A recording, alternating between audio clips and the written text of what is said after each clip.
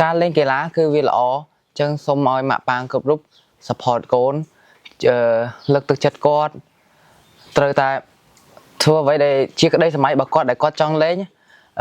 កុំហាមគាត់កុំដាក់សម្ពាធឲ្យគាត់ព្រោះក្មេងៗគាត់ត្រូវការពាក្យលើកទឹកចិត្តពាក្យសរសើរ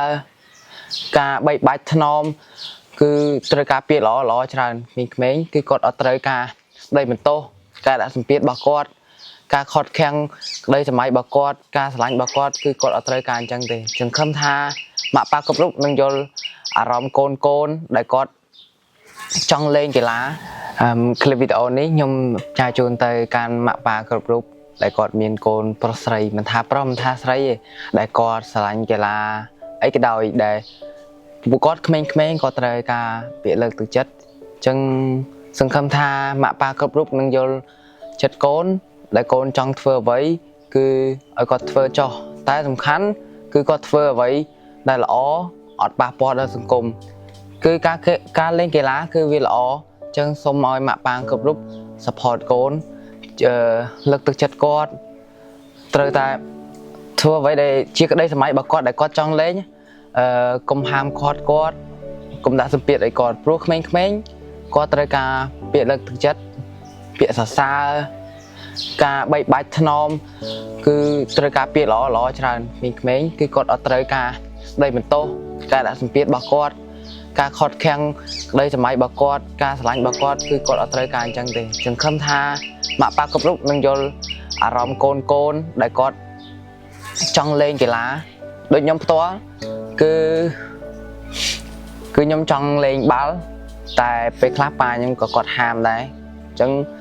គឺវាមានសម្ពាធដែរដែលយើងចង់ធ្វើអ្វីមួយដែលអ្នកផ្ទះម៉ាក់ប៉ាយើងអត់គ្រប់គ្រងគឺវាអត់មានអារម្មណ៍ថាសប្បាយចិត្តឬក៏ល្អទេអញ្ចឹងសង្ឃឹមថាម៉ាក់ប៉ាគ្រប់រូបនឹងយល់អារម្មណ៍កូននឹងឲ្យកូនចូលរួមវឹកហាត់លេងកីឡាទាំងអស់ផងដែរសូមប្រាំផ្ញើទៅម៉ាក់ប៉ារបស់ខ្ញុំផងដែរសង្ឃឹមថាពួកគាត់ឃើញវីដេអូនេះហើយពួកគាត់នឹងគ្រប់គ្រងឲ្យខ្ញុំលេងបន្តទៀតព្រោះវាជាការឆ្លាញ់របស់ខ្ញុំចង់ជោគជ័យខ្ញុំចង់ជោគជ័យក្នុងវិស័យបាល់ទាត់វិញនេះអញ្ចឹងសង្ឃឹមថាគាត់នឹង support ខ្ញុំនឹងយល់ចិត្តខ្ញុំនឹងលើកទឹកចិត្តខ្ញុំគឺបាទគឺនិយាយល្អមកកាន់ខ្ញុំគ្រប់គ្រងខ្ញុំនិយាយទៅគឺថាខ្ញុំលេងបាល់គឺត្រូវការពាក្យលើកទឹកចិត្តខ្លាំងមែនទែនដោយសារតែកីឡាមួយនេះបើសិនជាមានអ្នកនិយាយបាក់ទឹកចិត្តបាក់អីចឹងគឺយើងគិតច្រើនគឺយើងខ្លាចថាវាអត់ទៅមុខដោយសារតែយើងត្រូវការពាក្យលើកទឹកចិត្តចឹងបើសិនជាប៉ាម៉ាក់របស់ខ្ញុំលើកទឹកចិត្តខ្ញុំនឹងមានឆន្ទៈខ្ពស់ទៀតខ្ញុំនឹងសង្ឃឹមថាខ្ញុំធ្វើវាឲ្យបានដើម្បីធ្វើឲ្យមានវាថាមុខមាត់ខ្លួនឯងនិង